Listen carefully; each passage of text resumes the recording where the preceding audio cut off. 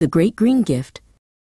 In a tall, gray building under a gray sky, Arlo and his daughter Gemma looked out at their tiny balcony. It was just big enough for 2 chairs and a single empty terracotta pot. They dreamed of a garden, but there was so little room for one. One Saturday, while exploring a dusty corner of a local market with Linnea, Gemma spotted a small, shimmering envelope. It was labeled the Wonder Vine. There was no picture on the front, only the promise that it could feed a family with a single seed. Back at the apartment, Gemma and Arlo carefully pressed the single bean-shaped seed into the center of their pot. "Do you think it will be happy here, Papa?" Gemma asked. Arlo smiled and tucked the soil around the seed.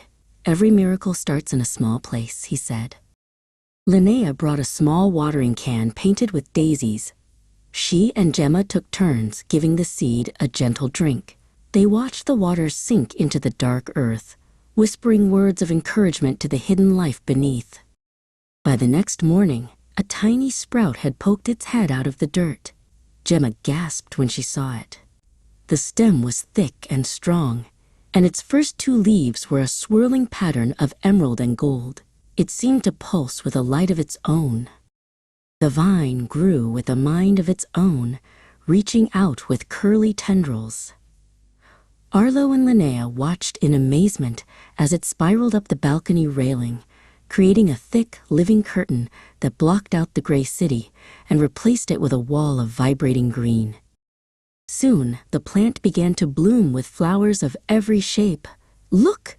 Gemma cried, pointing to a cluster of bright red tomatoes hanging right next to long, crunchy snap peas.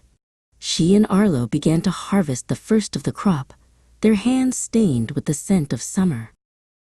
The surprises didn't stop at the surface. Linnea knelt down and noticed the soil bulging near the base of the vine. Gemma helped her gently brush away the dirt to reveal a perfect, sweet orange carrot growing right alongside the vine's main root.